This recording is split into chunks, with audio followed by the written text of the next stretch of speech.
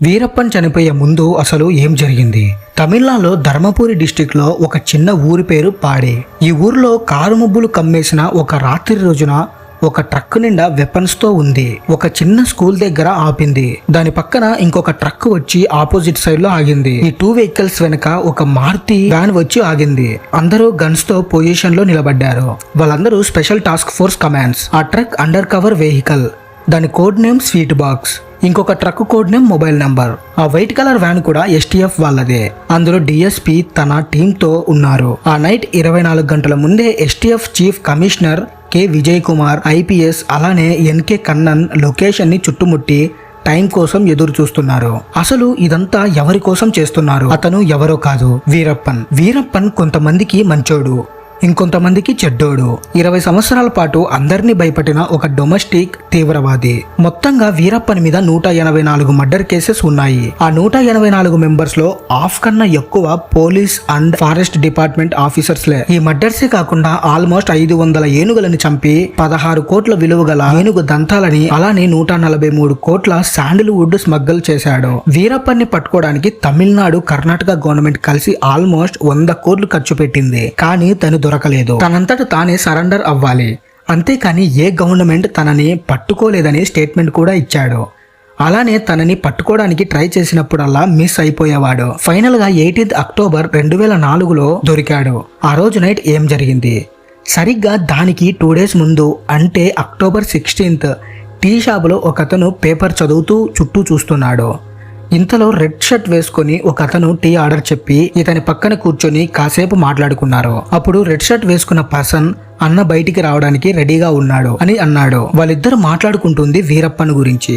Paper చదువుతున్న అతని code name mister bond, ఆ రెడ్ షర్ట్ వేసుకున్న అతని కోడ్ నేమ్ మిస్టర్ బ్లాక్. వాళ్ళిద్దరూ వీరప్పన్ కోసం పనిచేస్తున్న పర్సన్స్. మిస్టర్ బాండ్ అడవి పక్కన విలేజ్ లో బిజినెస్ చేస్తూ బయట నుండి హెల్పర్ గా ఉన్నాడు. మిస్టర్ బ్లాక్ అడవిలో తిరుగుతూ లోపల హెల్పర్ గా ఉన్నారు.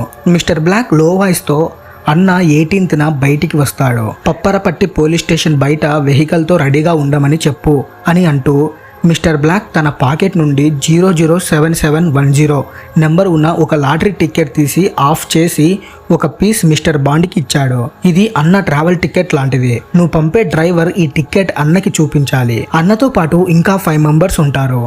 అందరికీ సరిపడా వెహికల్ పంపించు అని అన్నాడు. ఇది విన్న మిస్టర్ బాండ్, నా దగ్గర అంబులెన్స్ ఉంది, అదైతే పోలీసులకి అనుమానం రాకుండా ఫాస్ట్గా వెళ్ళిపోవచ్చు, అందరికీ సరిపోతుంది అని అన్నాడు. అన్న టైంకి చాలా ఇంపార్టెన్స్ ఇస్తాడు. డ్రైవర్ని టైంకి అక్కడ ఉండమను అని చెప్పి మిస్టర్ బ్లాక్ అక్కడ నుండి వెళ్ళిపోయాడు. మిస్టర్ బాండ్ కొద్దిసేపు అక్కడే ఉండి ఇంకొక టీ తాగి అక్కడ నుండి తన వెహికల్ తీసుకొని వెళ్ళిపోయాడు. అప్పటి వరకు ఆ సరౌండింగ్స్ వెనక చెట్ల మధ్యలో దాక్కొని వాళ్ళని అబ్జర్వ్ చేస్తున్న వాళ్ళు వచ్చి మిస్టర్ బాండ్ వెహికల్ ని ఫాలో అయ్యారు. కొంచెం దూరం అయ్యాక బాండ్ వెహికల్ ని ఓవర్టేక్ చేసి ఆపారు. ఆ కార్ నుండి ఒక పర్సన్ దిగి మిస్టర్ బాండ్ ని మీటింగ్ ఎలా జరిగింది అని అడిగాడు. అడిగింది ఎవరో కాదు, ఎస్టీఎఫ్ ఆఫీసర్ ఎస్పీ కన్నన్. ఎంతో కాలంగా వీరప్పనికి నమ్మకంగా పనిచేస్తున్న ఈ మిస్టర్ బాండ్ కన్నన్ కింద కూడా పనిచేస్తున్న under cover agent. Mister bond ఇచ్చిన ఇన్ఫో ప్రకారం వీరప్పన్ నైట్ 10 గంటలకు ఒక అంబులెన్స్ లో అడవి నుండి బయటికి వచ్చి స్కూల్ ఉన్న రోడ్లోనూ వెళ్తాడు. ఎస్టీఎఫ్ చీఫ్ వన్ డే ముందే ఆ రోడ్ అంతా ఖాళీ చేపించాడు. ఈ మిషన్ కంప్లీట్ అవ్వడానికి అన్ని అనుకూలంగా ప్లాన్ చేశారు.